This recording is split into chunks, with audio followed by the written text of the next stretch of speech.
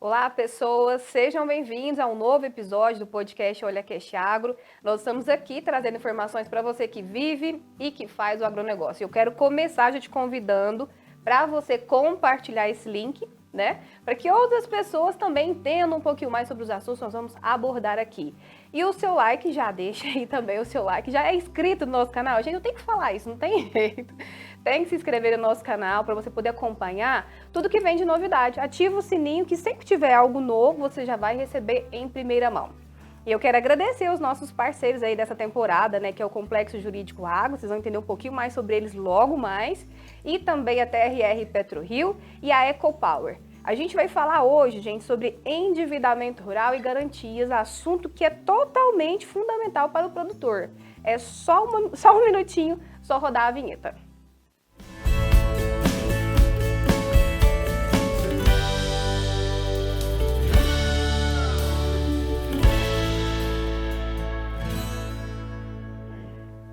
Então, nós recebemos aqui os advogados Lorena Santos, Salles Santos. Muito obrigada, viu, pela participação de vocês conosco. É um prazer a gente receber pessoas que entendem tanto de direito no agronegócio, né? Prazer é todo nosso, Wênia. Sempre bom estar aqui compartilhando informação, afinal é para isso que serve o profissional do direito também, né? Aí, Sali? A gente vê uma necessidade de passar, de levar essa informação aos produtores, né? Muitos não sabem que têm direitos, muitos ficam refém daquilo que lhes é passado pelas instituições bancárias, né? Por aqueles que comercializam os produtos do agro. Então é muito importante ter esse canal. E antes da gente entrar de fato no assunto, Lorena, você apresenta um pouquinho pro pessoal. Eu sei que você conhece muito bem de direito, conhece também de agronegócio. Claro. Então, como a Wênia já disse, meu nome é Lorena, né? Eu venho de uma família de pequenos produtores rurais. E eu sempre vi, assim, a forma árdua com a qual meu pai trabalhava no campo. E agora o meu irmão, mais recentemente, seguindo os caminhos, né, os passos do pai, também vem trabalhando. Uma pequena propriedade nós tínhamos, né? E os meus pais, assim, sempre dependeram de financiamento para girar o setor do agronegócio, porque a gente sabe que o financiamento, seja ele público ou privado, é fundamental para esse setor. E com o passar do tempo, eu fui deparando que meu pai teve algumas perdas de produtividade em questões de razões climáticas ou dificuldade na comercialização dos produtos. Meu pai, ele é um produtor de semente de capim, ele não é um produtor de soja. Eles vão começar agora a plantar soja, mas até então era um produtor de semente de capim. É um produto que às vezes sofre uma pequena oscilação assim na comercialização, sabe? Diferente da soja que antes de você colher, você já tem mercado para vender. E em razão dessas situações, o Wênia, ele, por vezes, ficou sem condições de pagar algum financiamento rural. E a gente se viu, assim, sem saber o que fazer. Eu, na época, como estudante, sabia que o Manual de Crédito Rural falava alguma coisa, mas quando chegava na instituição, né, bancária, o pessoal sempre dizia que não tinha como fazer nada, que a única saída era pagar, né? E se não pagasse com produto, teria que se pagar com patrimônio, né? Isso me gerou muita frustração e eu falei, se a lei diz, deve ter um caminho. Então, eu comecei a carreira como advogada trabalhista e fiquei um tempo na advocacia trabalhista, mas acabou que, de certa forma, eu olhava para esse lado do produtor rural e quis fazer alguma coisa. Então, antes de começar a fazer, eu fui me preparar, fui fazer cursos, fui para o Paraná, para um escritório de advocacia, referência lá no local, para que eu pudesse, de fato, né, eu me dispus a ser, assim, mentoreada, a ser estagiária, mesmo sendo advogada, para aprender o trabalho, para aprender como que o produtor consegue essa prorrogação, quais são os direitos dele. E não adianta você saber que ele tem direito, né? Você tem que saber o meio de executar esse direito. Como é possível atingir? E desde 2018 que eu venho nesse processo de estudar e conseguir trazer informação jurídica de valor para essa área do agronegócio, na defesa principalmente do produtor. Foi sentido também na pele ali essa emoção, né? Sim, foi frustrante. Por causa disso, assim, dotando, né, o conhecimento, tendo esse conhecimento, eu falei, por que não compartilhar com os outros produtores? né? Endividamento rural no Brasil hoje chega a 3 trilhões, Nossa. segundo informações da Embrapa, né? Então, assim, tem muito produtor endividado por aí. E a gente tem dado que comprova isso. E Sally, você tá vivendo os dois lados, né? Você é bancário, né? Também. Estou licenciado, sou bancário desde 2012. Fui aprovado em 2010, assumi em 2012. E nesse tempo de lá para cá eu vinha conciliando a advocacia com a função de bancário. Uhum. E já tem um tempo, desde 2019, aí a gente vem conciliando mais nessa área do agro. Em 2020, foi em 2020, né? Nós estamos em Você 2020. pediu a licença. Desde 2022 estou exclusivamente no escritório. A gente sentia essa necessidade de dar o apoio. E assim, a gente vê muita coisa no banco também, né? Essa questão. A gente sabe que o banco cumpre uma função muito importante, principalmente a Caixa, que é o banco que eu sou concursado. Então, assim, eles tampam, eles completam uma lacuna muito importante, que é levar o social. E agora eles também estão entrando no agro. E vão entrar forte, porque a gente sabe que nesse momento atual o governo quer realmente investir, quer realmente patrocinar mais forte o agro e quer desenhar um quadro, desenhar uma situação onde o banco vai ajudar principalmente o pequeno. Uhum. A gente vê aí, não é segredo, o BNDES. Há pouco tempo atrás, o BNDES ele fomentava grandes executivos do país, né? Agora ele é utilizado, o BNDES, para ajudar os pequenos comerciantes, os pequenos empreiteiros, empreendedores. Então isso eu penso que a Caixa também vai vir forte nesse sentido, vai ajudar muito. Vai ter uma linha de crédito especial para esse pessoal e vai ser mais voltada ao pequeno e médio produtor. E no escritório a gente faz esse trabalho, né, que a Lorena está falando. A gente trabalha com endividamento, com consultoria, e a gente vê a necessidade do pequeno produtor se estabilizar, né? Você pega aí produtores como o meu cunhado, que a Lorena citou, que são produtores aí de 20 a 30 anos, desculpa, 20 a 30 anos, que pegam, se empreendem a plantar uma roça, muitas vezes não tem a área própria, então vai arrendar. E nesse primeiro ano, nesse segundo ano aí, tem alguns que fazem contratos errados, já entram para pegar produto do solo, e geralmente o primeiro e segundo ano é carência, então já começa errado e já começa com dificuldade, porque não vai ter, matematicamente ele não vai ter recurso para pagar. Então eles pegam uma inscrição, levam no banco, retiram um custeio, né, e tem alguma dificuldade. Sol, chuva, enfim, tudo aquilo que a gente já conhece, e aí não colhe bem, e aí já se vê no primeiro ano, já se vê aí endividado, já vê comprometido tudo aquilo que ele planejou. Então é muito importante, por quê? Porque a lei garante o direito dele renegociar, a lei garante uma carência para poder pagar isso de forma parcelada e de acordo com a capacidade de pagamento. Só que a instituição bancária, isso depende muito da instituição, depende muito da loja, do comerciante, depende muito do próprio gerente, da pessoa que lida diretamente com o produtor, e ele não passa essa informação, né? O que eles querem é bater meta, o que eles querem é cumprir com o numerário. E muitas vezes, nesse anseio, eles esquecem que o produto que tem a lei, ou mesmo sabendo intencionalmente, eles simplesmente apertam o produtor. E a gente vê casos e casos. A gente vê casos onde o produtor faz de tudo, vende patrimônio para pagar. Tem situações em que ele vende patrimônio, temos casos recentes, em que ele vende patrimônio para pagar no banco. Chega no banco, ele quitou uma dívida, mas o banco não libera mais dinheiro. Tá? Você imagina essa situação. Então, ele tira a esperança, ele realmente quebra as pernas do produtor, né? E assim, muito friamente. Tá? Então, nós estamos, nesse primeiro momento, cumprindo, preenchendo essa lacuna. Com esse canal aqui, então, com essa abertura que você está dando, com o seu podcast, é justamente levar essa informação para o pessoal, porque isso é muito importante. É muito importante que eles saibam que a lei lhes dá direito. Porque você imagina, isso que eu narrei, outra situação, muitas vezes eles renegociam o débito diretamente com a instituição. Só que esse crédito, esse custeio que veio com taxas, né, para o custeio, direto do governo, né, eles remodelam isso com taxas bem maiores. Porque essas taxas elas são diferentes. São diferenciadas, né? O governo ele patrocina. E o produtor tem noção disso assim, real, Sally? Olha, não. A gente, pelo que a gente acompanha no mercado, é muito pouco a quantidade, o percentual do que tem conhecimento é pequeno. E muitas vezes o que acontece, Wênia, eles talvez tenham o conhecimento, mas eles se veem forçados a pagar, porque é um ciclo. O que o produtor tem na cabeça? Ele pensa, eu preciso pegar e plantar. Se eu não pegar, eu não planto.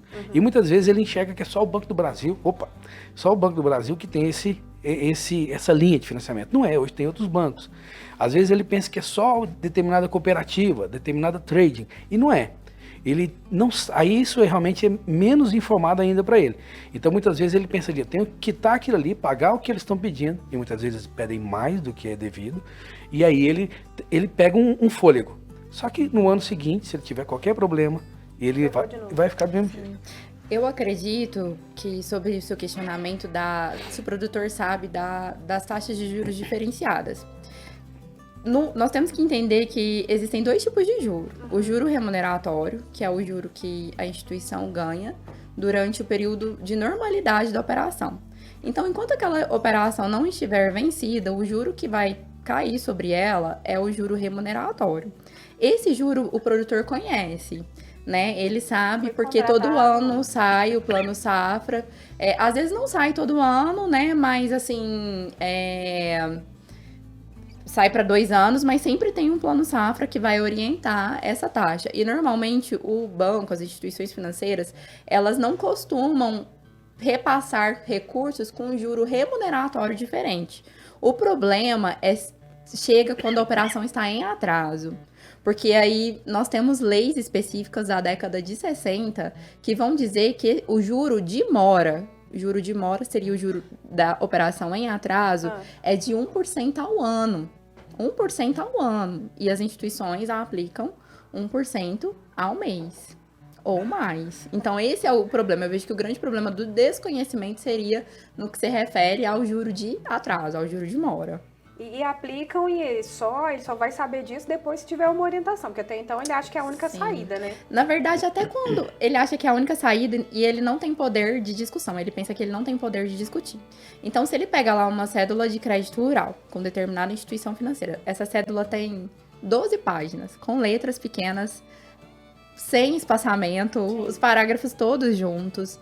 Então, tem um lugar ali que está escrito encargos financeiros, né? E ali vem numa linguagem que o produtor não conhece. E nós, como advogados, nós tivemos que ir um pouco para a área da economia para conseguir compreender. Ir um pouco para a área bancária. Porque é difícil até para o profissional de direito que não tem essa experiência no direito bancário de entender quais são aqueles encargos, como eles são cobrados. Então, muitas vezes é necessário trazer para atuar, em caso de alguma demanda judicial, um perito contábil para analisar o que foi cobrado naquela operação. Então, o produtor, ele não tem nem capacidade técnica para discutir isso. Então, às vezes, ele pode até ter conhecimento, mas como que ele vai discutir com o banco aquele contrato, né? E falar, não vou assinar. E para o mercado bancário, setor bancário, endividamento e endividamento rural são modalidades diferentes. São coisas diferentes. São diferentes. Porque o crédito bancário é aquele crédito que pode incidir juros acima até de 12%. Principalmente quando a gente fala dos juros de atraso, que são juros de mora. Diferentes. E para o crédito rural, esse endividamento rural, tem esses benefícios de limitação de taxa de juros e de forma de pagamento de acordo com a capacidade produtiva do produtor. Você falou forma de pagamento, ele também entra na parte já de forma de pagamento diferente quando se trata de endividamento? Sim. Como que funciona? Sim, ele tem direito à prorrogação. Então, em caso de frustração de safra, dificuldade de comercialização dos produtos hoje, não é muito a nossa realidade, essa dificuldade de comercialização para algumas commodities. Mas quando a lei foi criada, o Brasil, na época que o Brasil produzia praticamente só café, né, muitos produtores não conseguiram vender porque não tinha preço. E é dessa época ainda? Sim, temos leis dessa época, de 67, temos também de 65, dessa época que são utilizadas até hoje, dada a fragilidade do setor. Então, assim, essas leis, o que nós temos que lembrar, Wênia? Que o nosso país, lá na década de 60, ele importava alimentos. O que a gente produzia? Café. Então, o país vivia em situação de pobreza, de fome. E dependência. E dependência do produto externo, a gente tinha que importar. Então, além da história, além de olhar para os dados históricos, eu gosto muito de conversar com pessoas mais antigas. Então, tem um tio, por exemplo, que fala que ele tinha que trabalhar um dia inteiro para comprar 1 litro de óleo naquela época, né? E aí essas leis são as leis que tiraram o Brasil daquela situação e trouxeram para esse lugar que nós ocupamos hoje, de maior produtor, maior exportador de soja do mundo, né? Batemos os Estados Unidos. Então, assim, é muito importante olhar para isso. Essas leis são antigas, mas elas ainda estão vigentes e são utilizadas por causa da fragilidade desse setor do agronegócio. Nossa.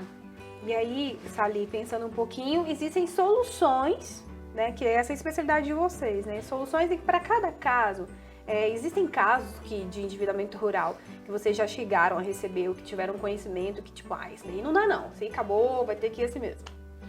A gente tem vários casos, né? E cada caso é um caso.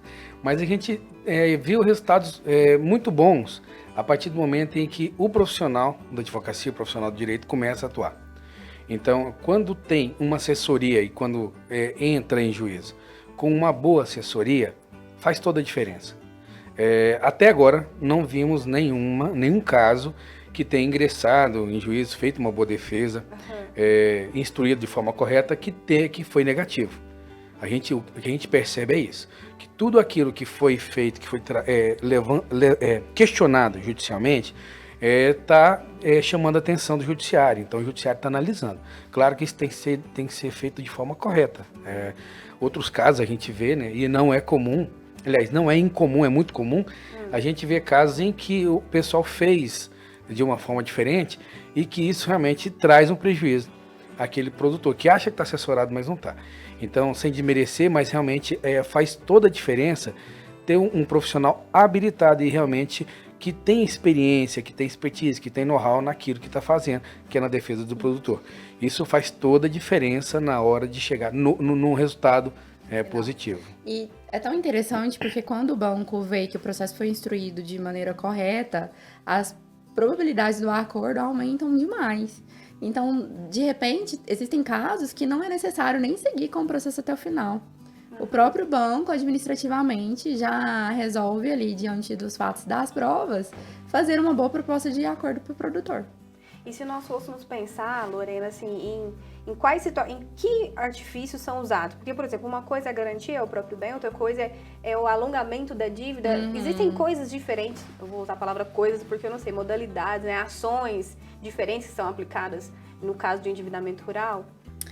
Sim, porque quando a gente fala de endividamento rural, a gente pode falar de crédito do setor público e de crédito do setor privado. Certo. No setor privado, essas normas que eu tô te falando, que vem da década de 60, essas leis, elas não vão ter esse mesmo benefício, porque lá no setor privado, o produtor não tem direito à prorrogação. Ele só vai ter no caso do crédito público, o crédito rural, que ele contrata lá com o Banco do Brasil ou outra instituição credenciada. Então, existe sim modalidade diferente de defesa. Num processo de crédito privado, nós não vamos pedir alongamento, né? Porque, de fato, não tem. Mas, normalmente, a maioria dos contratos vem com cláusulas legais. Por exemplo, tá na moda agora uma CPRs que vem com cláusula de repique. Na verdade, a CPR não, o contrato de barter que dá origem à CPR. O barter, ele é uma troca. O produtor vai lá, pega insumos e ele se compromete a devolver produtos por meio da CPR. Então, são 2 títulos executivos, né? Esse título executivo, falando aqui numa linguagem um pouco jurídica. Mas, na verdade, é como se ele emitisse ali um cheque para pagar. Mas, na verdade, é a CPR porque ele vai pagar com o produto. Nesse contrato de barter que deu origem a essa CPR, está escrito lá assim, que a CPR será elaborada com 30% a mais. Isso não tem nenhum problema se o produtor entrega a quantidade de grãos que corresponde ao valor da dívida. Mas se ele não entrega, se ele fica inadimplente, o que a empresa vai fazer? Ela vai pegar aquela CPR e vai executar com o valor total, os 30% a mais. E quando a gente fala de grãos de soja, 30% a mais, nós estamos falando de valores muito altos, né, Wênia? São valores, assim, de 200 mil a mais, de 600 mil a mais.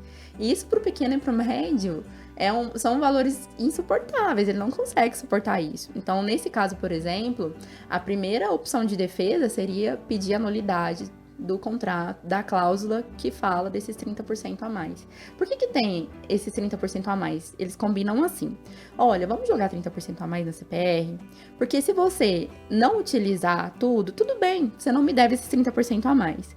Mas se você utilizar, a gente não precisa fazer outra CPR. Mas na hora de executar, eles não lembram dessa informação. Pegadinha. Até porque são contratos em massa. Então, uma empresa que negocia aí 100, 200, 300 contratos, ela vai lembrar do caso de cada um. Não. Fica difícil, né, de ter esse controle. Então, nem vou falar que é maldade, mas que acontece na prática, sim, acontece. Então, são modalidades diferentes de defesa. Pra mim é maldade. Sally.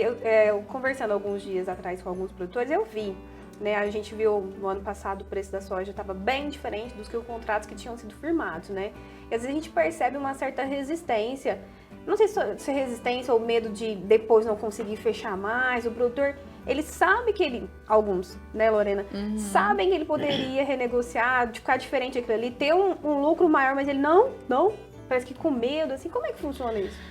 Bueno, é muito comum e isso parte da boa fé do próprio produtor, que ele quer honrar seus compromissos. Isso a gente não pode jamais combater. Isso está certo, essa boa fé, ela deve prevalecer. Mas num cálculo matemático, era a hora do produtor, era a janela que o produtor tinha para poder então tirar um proveito. Isso não seria crime. Eu não enxergo isso como crime, eu enxergo isso como uma oportunidade. Se ele se comprometeu a entregar e no contrato dele tem uma cláusula prevendo uma multa se ele não entregar, é muito bom, é muito válido, eu penso assim, e é lícito, enviar uma notificação falando que ele não vai entregar e vai cumprir, vai pagar a multa, correto? Ou em último caso, ele e essa pessoa jurídica que ele se comprometeu a entregar, sentarem e fazer uma composição meio termo. Porque ele não vai ganhar, mas aí a outra pessoa vai ganhar, porque a outra pessoa tem certeza que ele não fez uma trava de soja, né? Foi a 160 na época. Ele não fez uma trava de soja a 150. Ele deve ter fechado, por exemplo, vou dar um exemplo aqui, né? Não vou citar o nome, mas temos um cliente que fechou a 74. Puxa. A soja foi a 160. E como ele se comportou? Ele me procurou, levantou a questão, nós sentamos com ele, fizemos conta. E deixamos para ele decidir. É matemática. Você vai pagar a multa ou a gente vai ajustar um meio termo e você vai ter renda, você vai lucrar. Por que nós colocamos essa situação como uma situação bem única, bem específica, né, para essa janela 2021, para sair agora em 22? Ou foi 2021, né? O que a gente percebe? Esse ano, isso não vai acontecer. Sim. Porque naquela oportunidade, os custos estavam aqui. A soja estava aqui. Correto? Ele travou aqui. A soja foi aqui. Então era a oportunidade dele ganhar um pouco mais. Não é roubar, não é crime. É uma oportunidade de ter um pouco mais de lucro. Oportunidade de mercado. Uma oportunidade de mercado. Então, peraí, eu travei com você a 74, eu não vou te entregar a 74, eu vou pagar a multa. Tem uma previsão de multa no contrato. Então eu prefiro pagar a multa. E vou vender a minha mercadoria fora e vou ganhar mais. Isso é crime? Não é. Por que esse aqui, Cooperativa X, essa instituição, pode lucrar milhões, anunciar lucro de bilhões, e eu, produtor, tenho que só fazer o ciclo e pagar caladinho? E aconteceu isso que você falou, né? Não, vou lá pagar, porque aí já vem de gerações em gerações, tá entendendo? Mas tudo bem, a gente respeita, mas não é a nossa orientação. O problema não é nem o produtor que tem o grão para entregar. Nós atendemos casos também, que o produtor teve perda de safra. E aí? E tava com o preço travado. Aí já é outra situação. Só que a gente tem que entender, assim, que tem as travas decorrentes do barter, que o produtor, ele pegou um produto e se obrigou a entregar a soja pelo preço X. Ou seja, ele pegou o produto. Mas nós temos casos em que o produtor simplesmente travou o preço. Uma promessa. Só fez um compromisso. O travamento, fez esse compromisso e não pegou nada. E de repente ele se viu obrigado a cumprir um contrato sem o grão e sem ter pego nada. E deixar de ganhar. Eu vou te explicar de forma mais clara. Existem casos em que o produtor não tinha um grão para entregar, a empresa executou o contrato. Na execução do contrato, ela se desobriga a pagar a soja, mas ela quer receber o contrato. Sim. Ou seja, o produtor entrega a soja e sai sem nada. inclusive sem o pagamento dele, porque ele não cumpriu o contrato. Parece mentira, mas é verdade. Parece é um mentira, caso. mas é verdade. É um caso real. Não, Você tá entendendo? não são vários casos. Não pegou É porque as a empresa penalidades... quer receber. Tem contratos, Wênia, que as penalidades ultrapassam o contrato, o objeto do contrato. Caramba. Wênia, Mas é ilegal, entendeu? Existe, mas é ilegal. Então, essa ideia aí de pagar a multa, eles pedem o quê? Multa e perdas e danos. A multa, tem multa de 10%, tem multa de 20%, tem multa de 50%. Alguns casos, pagar a multa até de 30% compensava pro produtor. Eu te pago a multa de 30% e não te entrego a soja. Mas aí tem uma outra penalidade, que é a penalidade de washout. Eles queriam o preço da diferença. Aí somava a multa e o washout, só de penalidade dava o preço do contrato, mas não cumprindo o contrato, o produtor saía sem nada. Tendo que pagar, saía sem nada. Tava pior. Tá entendendo? Então, assim, para mim vale a lei, para você não vale. Então, muitas vezes o produtor, sem essa orientação, ele deixa de ganhar. O que nós pretendemos aqui jamais é orientar a não pagar, a descumprir compromisso, a falar que assinou um contrato, um compromisso, não tem que reaver isso. O que nós queremos aqui seja cumprido. Mas peraí, dá para ter uma orientação jurídica melhor, verificar quais seriam as penalidades e fazer um cálculo matemático? Mas vocês entendem que isso seja mais uma questão cultural? Eu pergunto se é cultural isso de não querer, tipo, vou querer brigar com o cachorro grande, né? E outro, se essa mentalidade já tá mudando. É cultural, não muda com facilidade, mas tem que mudar. Por quê? Nós chegamos em um momento em que valoriza-se muito essa produção, produto, a soja. Nós estamos aqui falando de soja, mas tem outras culturas, tem agropecuária também. Mas é onde o pessoal tem que se orientar e tomar decisões racionais. Por isso que nós zelamos muito, e isso é uma questão de ética, cultural, que a gente pretende mudar. O pessoal tem que zelar para ter um profissional bem qualificado, um bom profissional, mas um profissional que seja idôneo também. A gente vê, isso é atual ainda, mas a gente vê isso mais. O pessoal, o que fazia com o produtor rural? O produtor rural ficava devendo, eles pegavam o produtor rural, um profissional da advocacia, e enrolava a dívida. Só que ainda vai chegar uma hora que aquilo vai vencer. Que o processo não vai ter para onde correr, ou que o cara vai ter ou que pagar com patrimônio, ou que desviar seu patrimônio para o nome de terceiros. E a história e a experiência nos conta que isso também pode dar problema. Né? Nós temos casos, nós já vimos isso. Então, o que acontece? Hoje, o que a gente trabalha no mercado nós orientamos o profissional, o produtor, né, a organizar a sua vida.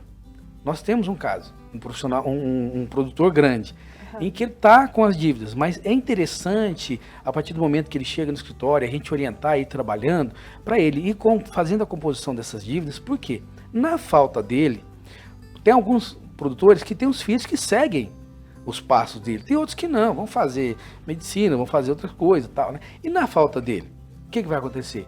Tá entendendo? Então, o que pode acontecer é que tudo isso seja perdido. Então, muito válido essa orientação de um profissional. Por isso que eu bato na tecla, um profissional bem qualificado, mas um profissional de boa índole, que vai fazer um trabalho onde ele vai conseguir cumprir com seus compromissos da forma correta? No tempo, né, na capacidade de pagamento dele. Mas vai resolver o problema. Não vai ficar só postergando o problema. Resolver. Tá? Mas não adianta postergar o problema. A gente sabe que uma hora a fatura chega. Sim, o problema a gente não enrola, o problema a gente tem que resolver, né? E eu vejo, Aine, que é cultural, sim, mas ou o produtor se profissionaliza, inclusive o pequeno e médio, porque os grandes já estão muito profissionalizados, né? Ou eles vão ser engolidos por esse mercado, que tá vindo e não tá brincando com ninguém. Eles querem investir e ter retorno para eles, e o que não tá errado, eles querem lucro, né? Mas o produtor também precisa de lucro, por isso ele precisa se profissionalizar. Ô Lorena, e pensando nisso daí que você falou de se profissionalizar, não é só quando já aconteceu lá no fim endividamento não, né? Contratos podem ser melhor amarrados, as sugestões também de garantias. Queria que você comentasse um pouco a respeito disso. Sim, eu quero te dar primeiro um exemplo de atuação preventiva, né? Nós temos uma colega que ela, quando o contrato chega, com multa lá de 50% por inadimplemento, liga na empresa, ela ligou na empresa e falou, olha, essa multa aqui, nós não vamos assinar contigo não. Eu preciso que você reduza. Uma atuação preventiva que implicou num ótimo resultado, porque a empresa reduziu a multa do contrato para 10%. Caramba. Não, parece que é beneficiou meio, tipo assim, surreal. Sim, mas por que elas não mudam? Porque não chegou um profissional lá e falou, essa multa aqui é ilegal, então nós não vamos assinar esse contrato. Você precisa reduzir. E reduziu para o produtor que ela atendia e para vários outros produtores. Atingiu uma classe inteira, mudou o contrato, a forma de contratar da empresa. Entendeu? Então é uma atuação preventiva muito interessante. Agora, sobre garantias, Wênia, o governo tem criado muitos tipos de garantia, né? Nós temos a CPR, que tem a garantia do penhor, que é a entrega do grão. Então, a CPR, assim, se o produtor chegar a desviar o grão, o banco ou a empresa que tem o penhor pode entrar com ação de arresto e pedir para segurar aqueles grãos até resolver a situação. Nós temos muitos títulos no agronegócio, né, que vão viabilizar esse comércio de investimento e circulação. A CPR pode ser endossada, porque às vezes a empresa ela pôs o dinheiro dela ali, ela não quer esperar um ano para ter retorno, então ela vai circular. E nós temos também garantias de hipoteca, que elas acontecem quando o produtor coloca a própria propriedade como garantia. Especialmente hoje sobre garantias, porque é um assunto muito extenso. Inclusive, eu como acadêmica do mestrado em Direito do Agronegócio aqui da UNRV, tenho, assim, uma aula que fala sobre títulos de crédito, né? E aí a gente estuda garantias lá um semestre inteiro. Mas, em especial, eu quero falar sobre essa questão da propriedade, que é a garantia de hipoteca. Um problema que eu tenho visto é que a pequena propriedade rural, familiar, que é aquela de até 4 módulos rurais. O que são 4 módulos rurais? Vai depender de cada município. Então, para eu saber se é uma pequena propriedade, eu vou ter que entrar no site do INCRA e verificar o módulo rural destinado para aquela região. Né? Então, se for ali, de acordo com o município, 20 hectares, o módulo fiscal, então, naquele município, a propriedade de até 80 hectares é uma pequena propriedade rural. Mas vai variar. Tem município que dá o total de 40 hectares, tem município que dá o total de 60 hectares, e vai variando. O que acontece? Essa pequena propriedade rural, ela é empenhorável. Ou seja, o produtor pode até oferecer ela em garantia, mas em momento nenhum o banco vai poder pegar aquela propriedade para ele. Então é uma garantia que ficou sem eficácia. Obsoleto. Sim, ela perdeu a eficácia dela de garantir, porque o banco não vai poder pegar, né? E aí o que acontece? Eles não estão mais contratando com os pequenos produtores. Porque às vezes o que os pequenos produtores têm é a própria propriedade. Então eu acredito assim que o pequeno produtor vai ter que buscar outras formas de ter acesso ao crédito com essas outras garantias que eu te falei, por exemplo. Já era difícil, Lorena. Agora fica ainda mais, né? Eu vejo isso, mas tem outras possibilidades. Maquinário agrícola, né? Assim, um penhor. Que mais que poderia? O próprio produto pode ser garantia. Mas eles querem propriedade, né? Outro bem Os credores que tem, né? querem imóveis, né? Então, até mesmo pelo valor das propriedades, que subiram bastante nos últimos 4 anos. Principalmente na nossa região, né? Sim. Cada vez mais valorizada. Nossa, nós já conversamos aqui quase 30 minutos, né? Mas, Thalia, eu queria que você complementasse, amarrasse a sua fala aí. Qual que é a principal sugestão que você dá? Porque a gente, com certeza, muita gente vai ver esse podcast, vai ouvir esse podcast que está nessa situação de endividamento, ou conhece alguém, um familiar, que às vezes não procurou uma ajuda, ou tem aquela sensação de impotência. Qual que é a dica que você dá pra galera? A dica valiosa, não tem outra, procure se informar, procure o auxílio, né? Procure profissionais que sejam especializados, que a gente sabe que tem várias, né, bancas, mas a especialização, a experiência, o know-how realmente faz toda a diferença. Porque fazer uma coisa, saber fazer com excelência é outra. Então, realmente, essa é a dica. E essa dica casa com aquela dica que vai ser, você não pode pagar custeio rural com patrimônio, com propriedade. Você paga custeio rural com produção. E a lei te garante isso. Se o produtor rural não saber disso, acontece que a gente vê, né, muitas vezes passado de hora, que é produtores perdendo as propriedades, perdendo patrimônio, deixando de ganhar, deixando de lucrar, e alguns até saindo da esteia, do ramo.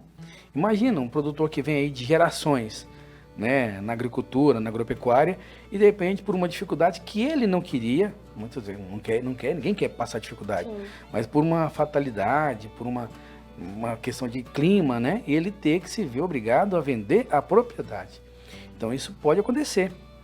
Então a dica é procure um profissional habilitado, especializado, para poder ter uma boa assessoria, uma boa orientação. Lorena, você está aí no mestrado, você falou, né, entendendo Sim. mais ainda, já era sem tempo, né, um curso como esse aqui, numa região como essa nossa, que as universidades começaram a partir daí, né, crescer, inchar mesmo, assim, do agronegócio, né? Começaram.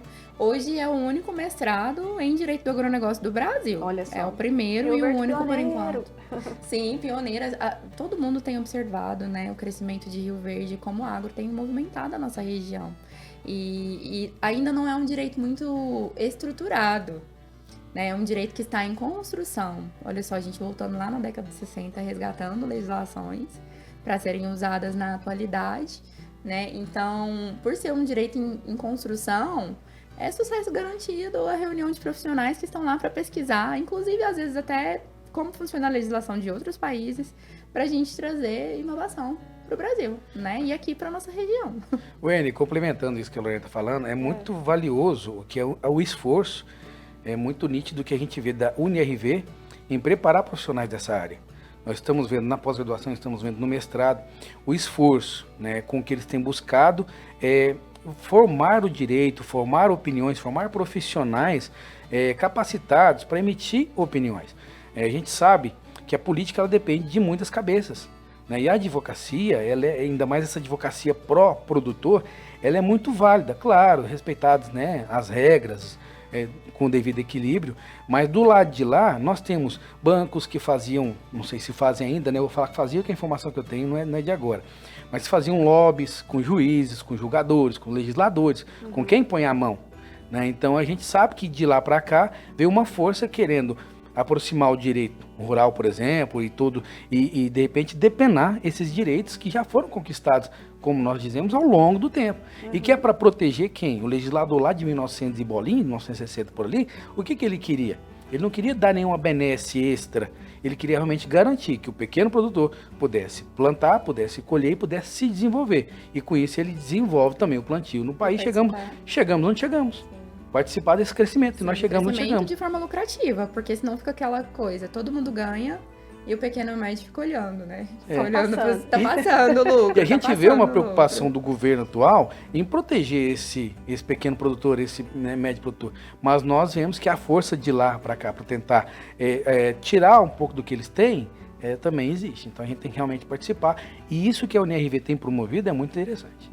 E nós estamos inseridos nisso aí. Quem sabe Rio Verde não vai ser de novo aí referência, não só na produção, como também em atender, né, o direito do agronegócio, né, Lorena Salim? Muito obrigada, viu, pela participação de vocês aqui conosco nesse podcast. E você, é claro, tá aí acompanhando a gente nessa conversa, esse bate-papo bem interessante aqui.